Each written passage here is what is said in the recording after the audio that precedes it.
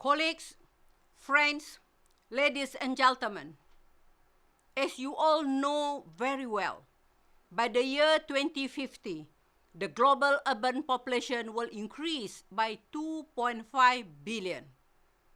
50% of this increase in population will occur in Commonwealth countries and mainly in the Global South. Urbanization in Commonwealth countries is happening rapidly, often unplanned, and leaving governments struggling to meet housing and other basic needs. Yet, urbanization can also be an opportunity to level up and improve lives. But first, we need to face up to the realities on the ground. First, overpopulation. Many Commonwealth nations experience rapid urbanization, with India, for example, already overtaking China to being the most populous country in the world. In another example, Nigerian cities are also growing at an astonishing rate. Second, inadequate infrastructure is another pressing challenge. According to the World Bank, over 30% of the urban population in Commonwealth countries lacks access to improved sanitation facilities. Slums continue to be a major challenge, with an estimated 51% of urban dwellers in sub-Saharan Africa living in informal settlements. Third, income inequality is also glaring. The Gini index for some of these nations stands well above the global average. The consequences are profound, with marginalized communities suffering from limited access to healthcare, education, and clean water. Fourth, environmental degradations, traffic congestions, and increased energy consumption are on the rise, as evidenced by rising greenhouse gas emissions in urban areas.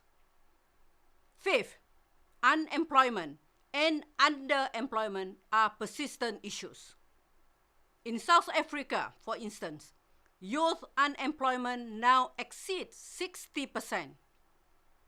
These challenges require not just our attention, but concerted efforts to improve urban planning, housing, transportation, and social services.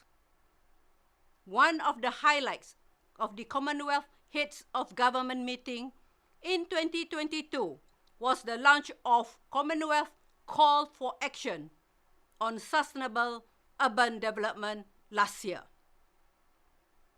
Distinguished delegates, I had the privilege to jointly launch the call to action with His Majesty King Charles III.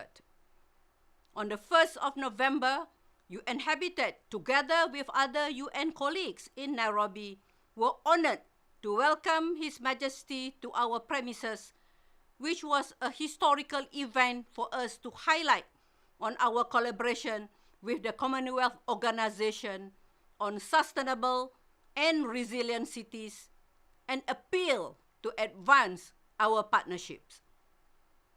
This program of practical actions must be urgently implemented. It should be centered on the Sustainable Development Goals. The SDGs, the universal call to action to end poverty, protect the planet, and improve the life and prospect of everyone, represent the hopes and concern of humankind worldwide. They provide an excellent framework and common ground to mobilize all of society action. By now, UN Habitat's SDG Cities Initiative is tried and tested, up and running and producing results. Let us not reinvent the wheel. We are offering our platform, tools, technical assistance, and intercity knowledge exchange. We invite Commonwealth organizations members of the Commonwealth Sustainable Cities Initiative to use your networks to help implement this program of practical action. Time is running out, and funding for support sustainable development is running low. Mobilizing the call to action was the easy part. The hard part is its implementation. Like I always say, let's turn the impossible to I'm possible. Thank you.